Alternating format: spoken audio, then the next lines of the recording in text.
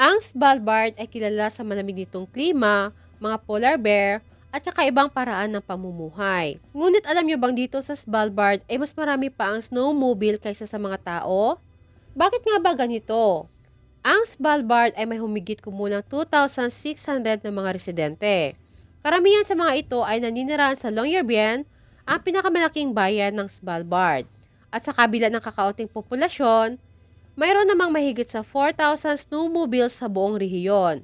Ang snowmobile ay nagiging pangunahing sasakyan para makapunta sa mga mahihirap abutin na lugar, lalo na sa panahon ng taglamig. Ang snowmobile ay ginagamit rin hindi lamang bilang transportasyon, kundi pati na rin para sa trabaho at maging libangan.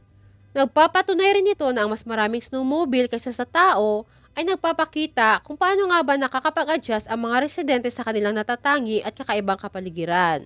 Dahil sa Svalbard ay isang lugar na puno ng hamon, ngunit ang pagiging resourceful ng mga tao dito ay talagang kahanga-hanga. At kung balak mo namang bisitahin ang Svalbard, maghanda ka na para sa kakaibang karanasan.